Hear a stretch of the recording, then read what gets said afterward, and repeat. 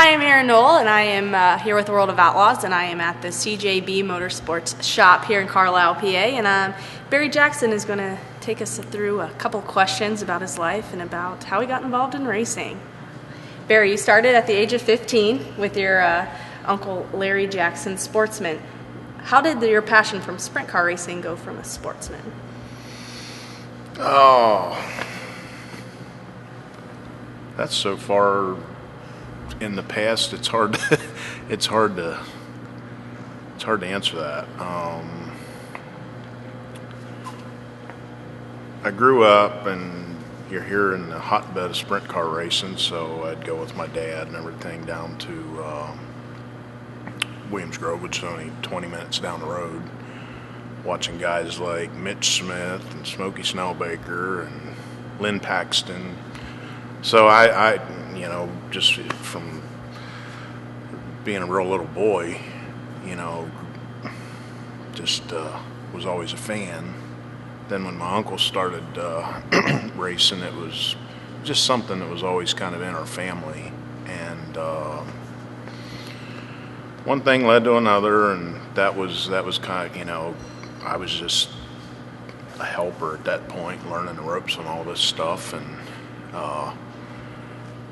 just got more and more interested. I used to drive from here in Carlisle clear down to Palmyra, which is an hour or so away, to help Kramer Williamson build race cars for free, basically, to learn the tricks of the trade and so forth. And so that was kind of a neat deal. The sportsmen and the sprint cars, there's a lot of differences there, but as a stepping stone, you always look to get to the higher level of of the sport. The first person that I'd got went from my uncle to another team in the sportsman ranks, and then we decided to go sprint car racing, and we got involved with Bobby Allen a little bit and so forth. He helped us actually get our first sprint car team going, and with advice and just working with those guys. And that was with another Carlisle-based team here.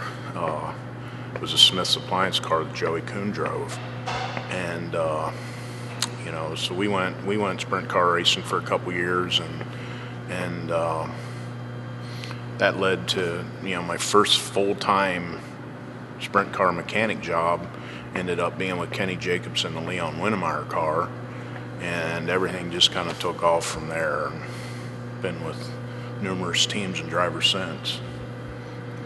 In 1998, you had your biggest career season so far. You had 15 wins, 8th at Knoxville Nationals, and an All-Star Championship. What did you learn from that season that you still input today? I don't know. Racing changes year to year. Rules changes. I think the thing that I carry with me daily is just a hard-working, real hardcore work ethic. There's no doubt that you have to live, eat, and breathe this sport to be successful. Switching gears a little bit, not too many people know this about you, but you had a successful playground business. Mm-hmm. Talk to us a little bit about that. When I graduated from college, my original racing years started actually when I was in high school. And I played football and everything in college, and kind of drew me away from racing for a little while. I was still a little bit involved, but with all my, college responsibilities and playing ball and everything else, I went on to get my education. And after that was all set, I wasn't working in I hadn't really gotten into the sprint car racing yet at that point. That kind of came on the heels of after college was over and so forth. So when I graduated from college, I got involved with a company and got a sales job and so forth. It was athletic park and recreation equipment, public playgrounds of schools, and we needed to get a construction company going with that, so I started my own, and it was just from an idea to we ended up doing that for about 12 years, and it was very successful. On the tail end of that, and I had been ramping up all of my sprint car. I'd work all these different jobs back here. I'd travel to Ohio to race the All-Star races, or Michigan, wherever we were, Florida in the winter, and it just got to be too much. So when we started our chassis business here, I just made a decision to scale out of that. But it was a real profitable deal for us, and really set us up for a lot of things that that we have here today.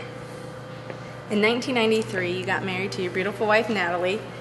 You have 3 children and a grandchild. Mm-hmm. What are the challenges being on the road full time and having a family like that? Well, I've had a lot of practice at it, because since, clear from the day that I met my wife, I actually met her at a race. And, so she knew what I did, and we, from when my first kids were born, actually, there was a time period there when we got married and we built our home here and so forth, that I'd step back from racing a little bit, especially when we were starting the other business and so forth. And that went on for 3 or 4 years, and racing a little bit, but not, then when my first daughter was probably about 3, I had gotten back into this stuff pretty much on a full-time basis, even though we had a business back here. And it was tough. It's tough wrestling all that around. And as far as the whole family aspect of it it's really difficult, because and I know Natalie hears it from me on a daily basis whenever I'm away, that what am I doing? I've missed. The hard part about it is there's a lot of great things that has came from the sport and so forth, and I love doing what I do. But on the flip side of that, and not just me, every other crew member out there, crew chiefs, drivers, they sacrifice a lot to do this sport, and because a lot of that you never get it back. My oldest daughter turns 22 here, in a couple weeks, and 20 of those years, I've been out racing somewhere, and so it's a balancing deal all the time. I truly cherish every moment that I have when we're back here, and I try to get my family out there, as much as possible. And I wouldn't be able to do this without their support. My wife supported me all through the years, and I thank her for that. She's my backbone. As long as that's all good, then I can keep everything else in check pretty well.